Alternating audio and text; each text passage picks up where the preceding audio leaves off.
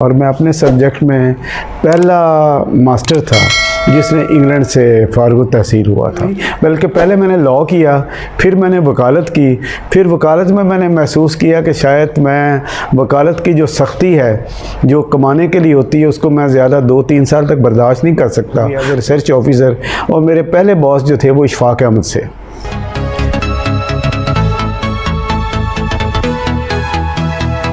मेरा नाम अब्दुल वहीद। मैं पढ़ता रहा हूँ, उसके बाद पढ़ाता रहा हूँ और फिर अब रिटायरमेंट की ज़िंदगी गुजार रहा हूँ। पैदा मैं लाहौर में हुआ था। इब्तदाई तालीम मैंने क्रिश्चियन इंस्टीट्यूट रायविंड और गवर्नमेंट हाई स्कूल रायविंड से मैट्रिक किया। लाहौर से दयाल सिंह कॉलेज से FA किया, BA किया, यूनिवर्सिटी लॉ कॉलेज से LLB किया। फिर MA 2-3 कर छोड़े। उसके बाद फिर मैं इंग्लैंड चला गया, वहाँ से मैंने मास्टर किया और मैं अपने सब्जेक्ट में पहला मास्टर था जिसने इंग्लैंड से फारग तहसील हुआ था। उसके बाद फिर मैंने जॉब की। मैंने इंफॉर्मेशन लाइब्रेरी स्टडीज़ में किया है, जिसको पाकिस्तान में हमारे दौर में लाइब्रेरी साइंस कहते थे, आजकल इंफॉर्मेशन मैनेजमेंट कहते हैं। मैं 1992 में गया था और 1996 में वापस आया था।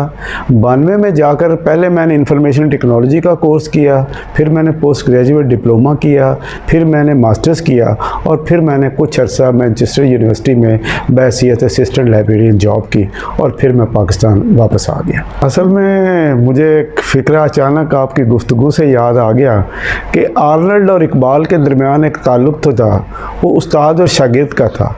लेकिन कहते हैं कि वो एक दूसरे को कहा करते थे कि आर्नल्ड का जो मुराद है वो इकबाल है और इकबाल कहा करता था मैं मुरीद हूँ आर्नल्ड का। तो मैं एक्चुअली अपनी माँ से बहुत प्यार करता था, सारे प्यार करते हैं। दूसरा ये कि मैं तय करके गया था कि मैंने सिर्फ आला तालीम हासिल करनी है, फिर मैंने वापस आ जाना है। तो लिहाजा मैंने नताइज से बिल्कुल बाखबर रहते हुए, जान बूझते हुए फिर मैं वापस आ गया। और अल्लाह का शुक्र है कि मुझे अपनी वापसी का जो सफ़र है या जो वापसी है उसके ऊपर मुझे कोई नदामत नहीं है। मैंने हर वो कुछ वापसी पर पाया जो शायद मैं इंग्लैंड में रहता तो मैं ना पाता। बल्कि पहले मैंने लॉ किया, फिर मैंने वकालत की। फिर वकालत में मैंने महसूस किया कि शायद मैं वकालत की जो सख्ती है, जो कमाने के लिए होती है, उसको मैं ज़्यादा 2-3 साल तक बर्दाश्त नहीं कर सकता। तो फिर मैंने उर्दू बोर्ड में मेरी सिलेक्शन हो गई एज ए रिसर्च ऑफिसर और मेरे पहले बॉस जो थे वो इशफाक अहमद से। तो फिर मैंने फ़ैसला यही किया कि मैं क्यों ना हायर एजुकेशन ले लूँ। हायर एजुकेशन जब मैं बाहर से आऊँगा तो फिर पाकिस्तान में आज भी हायर एजुकेशन जो फ़ॉरेन डिग्री है उसकी बड़ी कदर है। आपका LLB जितना मर्ज़ी लायक हो, लेकिन बार एट लॉ जब आता है तो लोग उसको थोड़ा सा प्रेफरेंस देते हैं। तो फिर मुझे ये भी प्रेफरेंस मिला कि मैं फ़ॉरेन क्वालिफाइड था, तो मुझे जॉब में अपनी मनाजिल तय करते हुए कुछ ज़्यादा मुश्किल का सामना नहीं करना पड़ा। अब बुनियादी तौर पर मैं ज़िद्दी सा आदमी हूँ और अपनी ज़िद में जो भी बंदा होता है, कहते हैं कि दुनिया में जिसने भी ज़्यादा कामयाबी हासिल की हैं वो बहुत खपती लोग थे, जो कोशिश के पीछे पड़ जाते थे और फिर बेपरवाह हो जाते थे। तो मैं उस वक़्त भी खपती था अपनी सोच में। ये नहीं मैं कहता कि वकालत गलत है या मुझे वकालत छोड़ देनी चाहिए थी। बस मेरा जहन आया कि नहीं यार, ये सुबह उठना और रात को 11 बजे आना इस वक्त तो मुमकिन है क्योंकि मैं नौजवान हूँ। शायद मैं 10 साल के बाद जब मैं मैच्योर एज में जाऊँगा तो मुझसे ना मेहनत इतनी करनी पड़े, लिहाजा मैंने उसे छोड़ दिया। यही एक वजह थी और कोई बुनियादी तौर पर ऐसी कोई वजह नहीं थी कि मुझे लॉ पसंद नहीं है। अभी भी अब मेरा शायद दोबारा लॉ करने को जी चाह रहा है। असल में हर बुज़दिल आदमी और हर जो दरमियाने तबके का बंदा होता है ना, वो हसास होता है क्योंकि उसके बाप दादा की जायदाद कोई नहीं होती, उसके इर्द गिर्द कारखाने कोई नहीं होते, उसकी फैमिली बैकग्राउंड नहीं होती कि एक हुकूमत है कि दूसरी हुकूमत में आ जाएगा। हमने जो कमाना है उसी में से खाना है, बल्कि उसी खाने में से शायद कभी कभी बचत हो जाती है। तो मैं ये समझता हूँ कि मैंने महकमा तालीम में जो जॉब की तो उसमें मुझे बचत भी मिली, मुझे उसमें इज़्ज़त भी मिली और मुझे ज़हनी सुकून भी मिला कि हर साल मेरे नए क्लाइंट आ जाते थे। और 12,000 अगर बच्चे गवर्नमेंट कॉलेज पढ़ते हैं तो 12,000 तो बच्चे मेरे मुझसे नहीं पढ़ते थे, लेकिन क्योंकि मैं चीफ लाइब्रेरियन था लिहाजा हर बच्चा अपने 2 साल में कभी चाहते हुए कभी ना चाहते हुए इसे लाइब्रेरी का चक्कर लगाना पड़ता है। मैं ऑटोबायोग्राफ़ी तो मेरी खुद है, मुसाफिर शब के नाम से मैंने लिखी थी और बहुत अच्छी ऑटोबायोग्राफी थी। इमराउल कैस को मैंने उससे पहले पढ़ा था। उसके सिवा मैंने स्टैटिस्टिक्स की किताबें लिखी, एक मर्केंटाइल लॉ की किताब लिखी, और जो किताब मुझे सबसे प्यारी लगी वो तो कुरान मजीद है, वो सारे कहते हैं, लेकिन दो किताबें मुझे बड़ी पसंद हैं। एक आवाज़ दोस्त है जो मुख्तार मसूद साहब की किताब है, और एक किताब का नाम है कश्फुल माजूब, जो मुझे अभी तक भी इतनी समझ में नहीं आई जितना मैंने उसे पढ़ा है। उससे मुझे अंदाज़ा होता है कि कश्फुल माजूब वाले हज़रत दाता एक वाकई आलम बाअमल थे।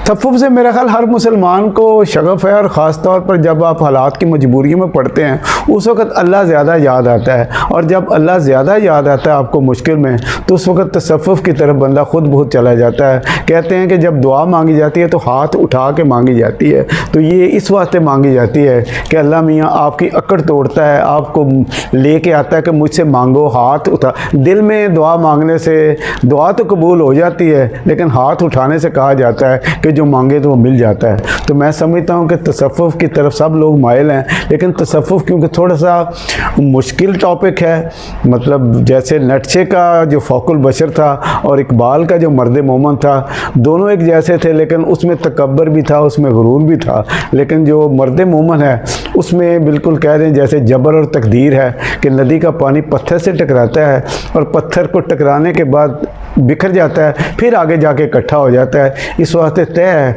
कि कुछ चीज़ें अल्लाह मियाँ ने जबरन आपके ऊपर रखी हुई हैं, और कुछ के लिए आपको कहा हुआ है कि आप मेहनत करें तो मैं उसको बदल दूँगा। इसको हम तकदीर कहते हैं। और जबर और तकदीर अगर आपस में मिल जाएं, लेकिन अक्ल और इश्क की तरह आपस में ना मिलें, उससे थोड़ा सा तनाज़ा पड़ जाता है। लेकिन जबर और तकदीर मुसलमानों का भी मानने वाली बात है, मुसलमान फ़िलासफ़र भी उसे मानते हैं, और मैं तो न तीनों में न तेरों में, मुझे तो मानना पड़ेगा ही।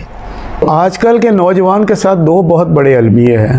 पहले टीवी नहीं होता था, और जब टीवी होता था तो एक चैनल होता था। एक बड़ा चैनल माँ बाप की सूरत में होता था, बहन भाइयों की सूरत में होता था। गांव में या कस्बों में लोग अपने सेन पे बैठ के बातें किया करते थे। शहरों में लोग ज़रा टीवी लॉन्च, उस वक्त टीवी लॉन्च कम होते थे, बहरहाल फिर भी बैठ जाते थे। अब 90 चैनल की मौजूदगी में ना माँ बाप के पास टाइम है, ना बच्चों के पास टाइम है, और बच्चों को हमने नसीहत और फसीहत से दूर कर दिया है। किताब से हम दूर ले गए हैं, उसको अच्छी बातों से दूर ले गए हैं। हम उसे ये कहते हैं कि फ़लाँ जगह के ऊपर बर्गर खा ले, लेकिन ये कभी नहीं कहा कि बेटा मज़हब की तरफ भी आ जाओ।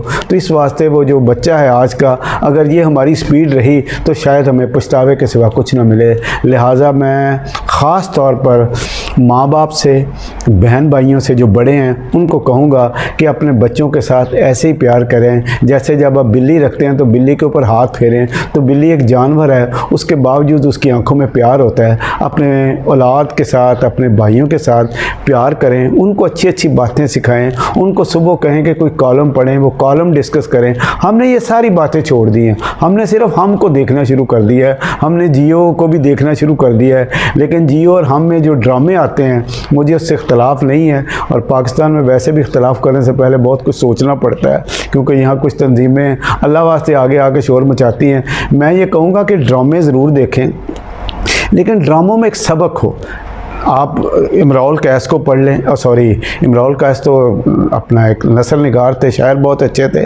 आप शेक्सपियर के ड्रामों को पढ़ें तो उसमें और कुछ नहीं तो मैं बच्चों को कहा करता था कॉलेज में कि ड्रामों की किताबें पढ़ें, तो आपको कम से कम छोटे छोटे अंग्रेज़ी के फ़िक्रे आ जाएंगे जो शायद आपको स्कूल टीचर ना सिखाए। तो हम किताबों से जो दूर है और बुज़ुर्गों की सोबत से दूर जो है, वो हमें अपने आप से भी शायद दूर लेके जा रहा है।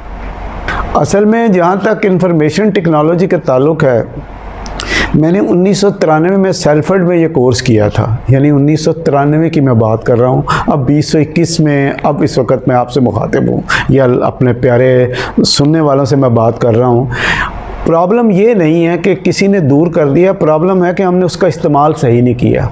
हमने जो हमारा इलेक्ट्रॉनिक हाइड पार्क, फेसबुक को मैं इलेक्ट्रॉनिक हाइड पार्क कहता हूँ कि यहाँ बोलने, लिखने, कहने की सारी आज़ादी है, लेकिन हम वो जो ट्रांसलिट्रेट करके अंग्रेज़ी में उर्दू लिखते हैं या उर्दू में अंग्रेज़ी लिखते हैं, वो हमारी ज़बान ही नहीं है। उसमें कुछ नहीं पता कि हाय को HI लिखना है कि HEY लिखना है। तो उसका नतीजा ये हुआ कि हम टेक्नोलॉजी से भी वाकफ़ तो हुए हैं, लेकिन टेक्नोलॉजी से वो भरपूर फ़ायदा नहीं उठा रहे।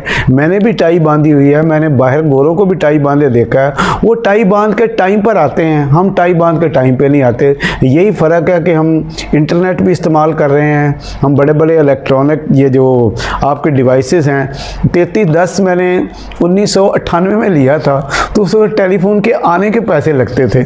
अब तो जाने के भी मुफ्त होता है, सारा दिन व्हाट्सएप चलते हैं। लेकिन आप एक सर्वे करके देखें कि हमारी नौजवान नस्ल जो है इससे जो पॉजिटिव इसके जो बेनिफिट हैं उसकी तरफ नहीं जा रहे, बल्कि चुगली चकारी फजूल बातें करते हैं। तो मैं ये कहूँगा कि हुकूमत को कुछ ऐसे लॉ मंजूर करनी चाहिए, या मैं लॉ की ज़बान में अगर कहूँ कि अगर ये हमारे कोर्ट्स या उनके जजेस, मैं फिर वो मुतनाज़ा बात नहीं कर रहा, कि अगर इस किस्म का सो मोटो लें कि उनके ऊपर कुछ पाबंदियाँ लगाएं कि आप तामीरी तौर पर इन चीज़ों का इस्तेमाल करें, तो मैं समझता हूँ कि ये अमेरिका में, मुझे एक दफ़ा क्वेश्चन आया था एक इंटरव्यू में कि गूगल आ गया है, उसमें सब कुछ है, तो लाइब्रेरियाँ बंद नहीं कर देनी चाहिए।